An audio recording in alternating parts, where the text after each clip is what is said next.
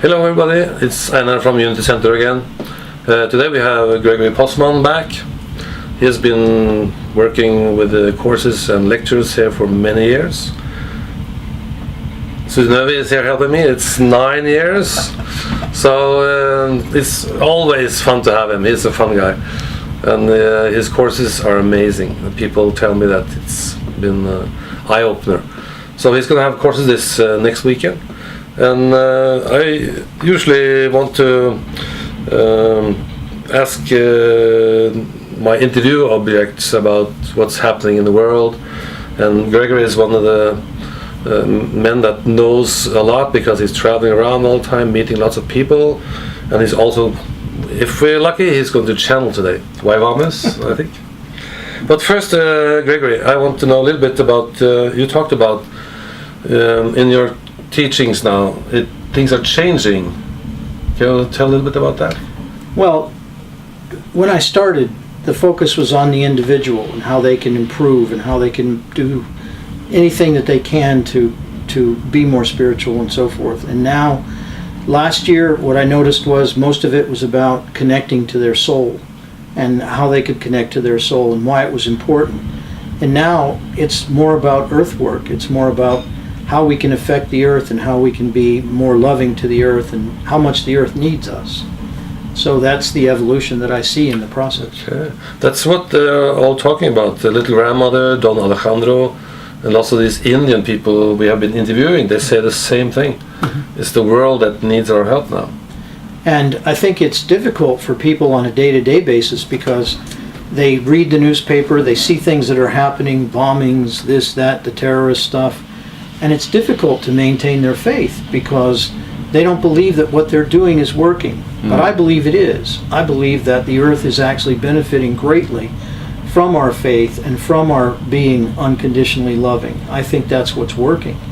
And if we saw it as much as it's happening on the earth, if there were somebody out there who were making videos about all the good things that happen, and they are on Facebook, yes. You can find them, then I think people would have a little bit different attitude. But when the media sensationalizes all the horrible things happening, people lose their faith and they lose their way and they just start to believe it doesn't matter. That's true. It does matter. It matters a lot.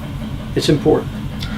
This workshop coming up now, what are you going to teach them? Well, we're going to talk about the divine blueprint, and we're going to do some exercises to clear ourselves so that we can then begin to see what our place, what our purpose in the divine blueprint is.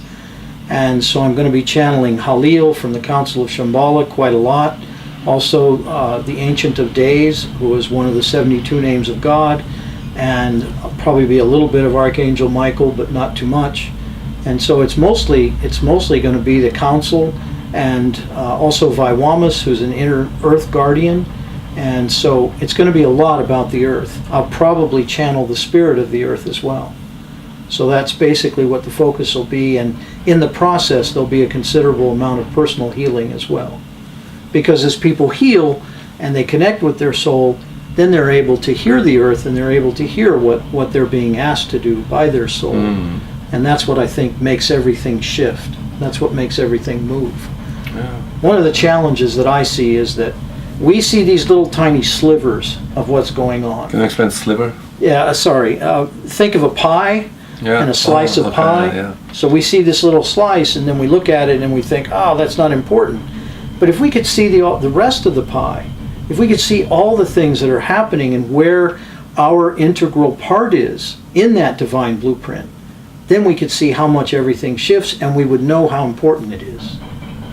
So it's a challenge when you can't see all of it. You can only see parts of it. Yeah. This blueprint, do you want to talk about it now or when you're channeling? I think when I check out it would be better to let them explain it. Okay. I think they have a better handle on it than I do. Okay.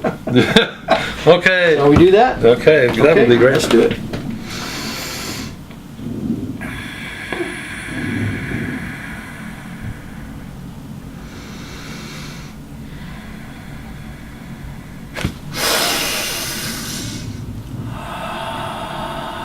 We bring you greetings and salutations from the Council of Shambala. We are the 12th seat of the Council known as Jalil. You have asked us about the divine blueprint, and we were listening to your conversation.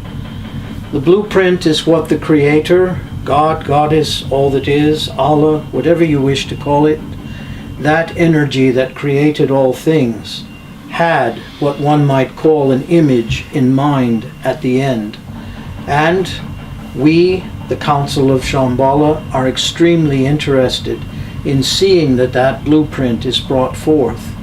And those who are willing to listen to us and cooperate with us, both on the earth plane as human beings, plants, animals, all parts of the earth, and those who are off planet, the extraterrestrials and the light beings.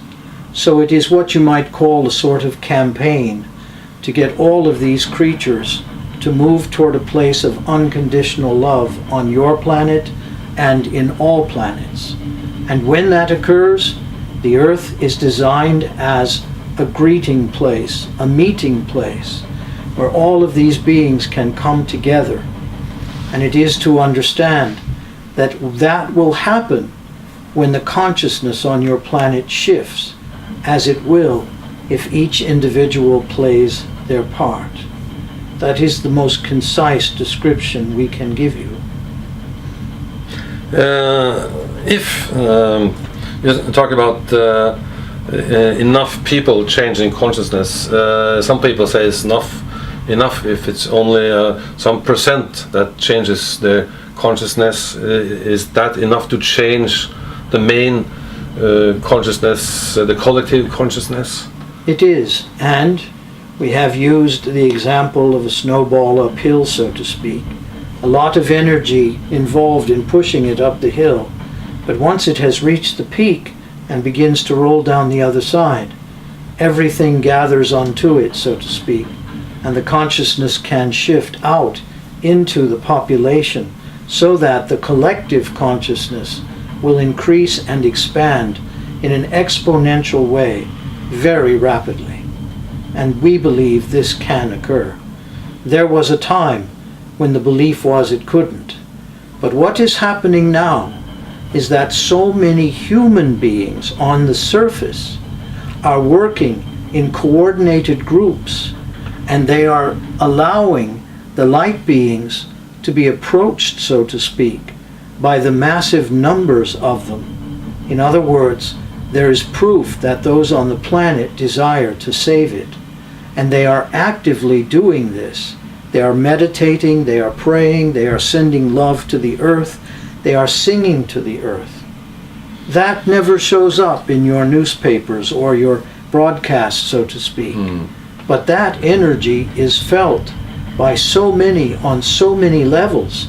It creates a very powerful surge, and more light beings and more off-planet beings, extraterrestrials as you call them, are growing more interested in your planet.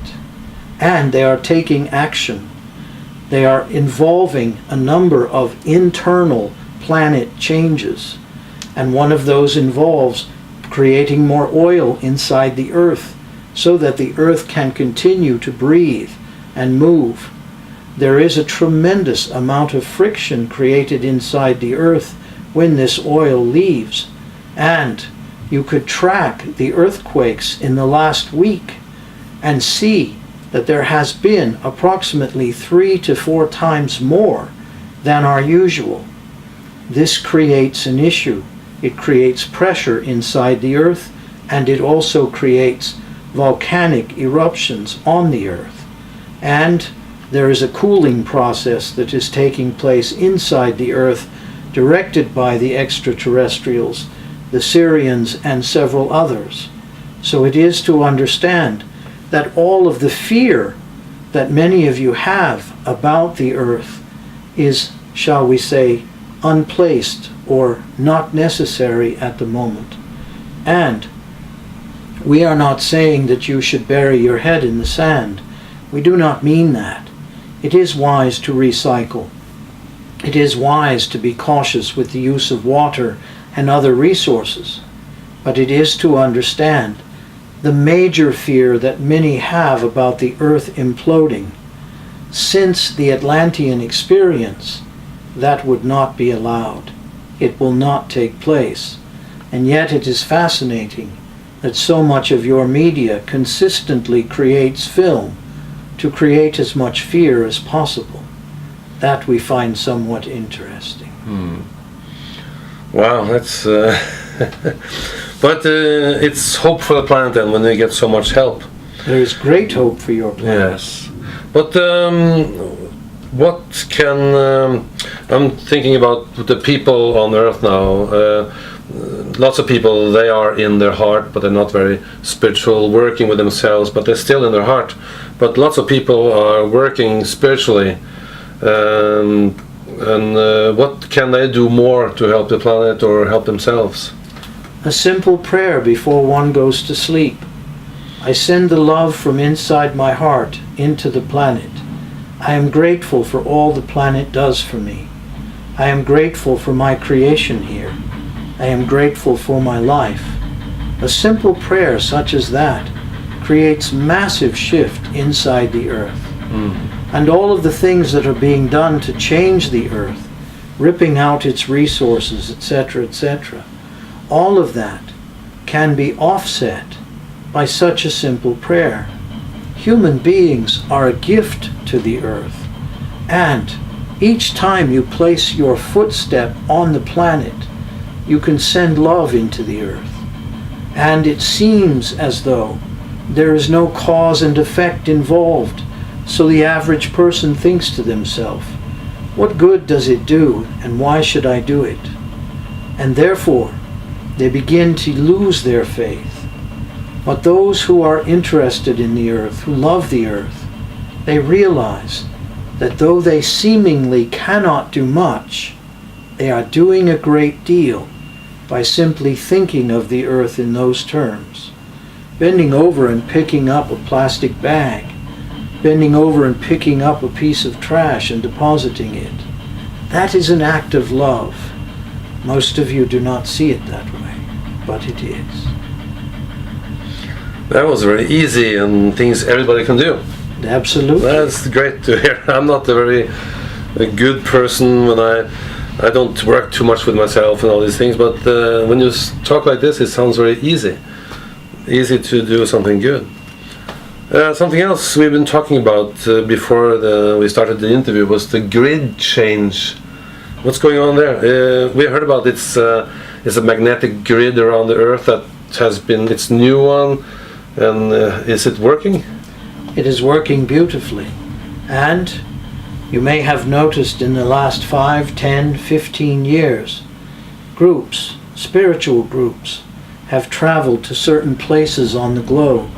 And when they gather in circles like they do, they create a massive energy that flows down into the earth and flows up above the earth's surface. And when that occurs, they are healing all of the historical abominations that have occurred. Wars, invasions, various kinds of torture. All of these things historically contribute to the lower frequency of humanity. When these groups come and they pay homage, they honor what has occurred, and then they attempt to pray and to meditate and to remove these energies from the planet's vibrational frequency increases. This has taken place hundreds, perhaps thousands of times in the last 10 to 15 years. Many of your spiritual leaders on the planet have led these kinds of journeys. And it is to say that because of that, the Earth's grid has repaired itself and it is stronger than ever. You ask the man what would be done in the workshop this weekend. The first thing that will be done is an attunement to that grid so that all can absorb the energy of the Earth just as they send it back. This repair that has taken place, it is massive and it is important. Light beings helping the Earth. If it hadn't been for the light beings helping us, we wouldn't be here today, maybe. And if it weren't for you helping the light beings, you wouldn't be here. No. You see, what is hard for humans to understand is that light beings can only affect the earth when human beings assist them. So it is a kind of coordinated effort. It is a massive effort. And when both are working toward a common cause, then it becomes very effective. So indeed, we are recruiting human beings, so to speak, to work for the earth, and we are recruiting light beings, spiritual beings, interplanetary beings, whatever you wish to call them. We are recruiting both to attempt to save the earth. And there was a time when it was highly questioned as to whether or not we would be successful. We have never lost faith. We have always had faith in humanity. And if you look back at the messages we have given over the last 20 years, they have not all been as positive as they are now. But what you call the sort of shift in energy, it is very powerful and it is moving in the right direction. The person on a day-to-day basis sees various things that are created that are of a negative, a violent nature, a malevolent nature, and says, it is all going to hell in a handbasket, so to speak. But it isn't. There is a massive surge in the right direction, and it is increasing the planet's frequency.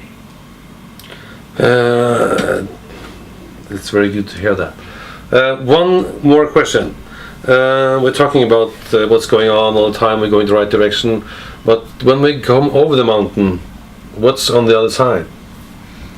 Imagine a world where if there were a war, everyone would lay down their weapons because they refused to shoot their brother or their sister. Imagine a war where in the computer room, where all of the rockets and everything are controlled, everyone immediately stands up and exits the room. The general, the major, whatever it might be, is standing there in an empty room and cannot figure out what to do. So he or she leaves as well. That is the kind of consciousness we are looking for. And when that occurs, it will be because each individual recognizes that their brother or sister is like them. In other words, they are seeing the similarities. They are feeling the connection and the unity. They are not feeling the differences. And therefore, when that occurs, the technology that has been promised by the extraterrestrials, free energy, differing kinds of medical treatments, etc., that will be gifted to humanity. But not one moment before, all of these beings are certain that the technology will be used for benevolent purposes, for the good of humanity, versus the destruction of humanity. That is what is on the other side of the mountain. And that is the kind of world that all of you want to live in. Well, we'll say most of you. I got goosebumps. I think 20 minutes. I think we'll say it. This was a very good ending. What do you call it? A good completion. Happy ending, was it? Indeed. Happy ending. Thank you so much. We are grateful for the opportunity. We are the 12th seat of the Council known as Jalil. Greetings and salutations from the Council of Shambala. Thank you very much.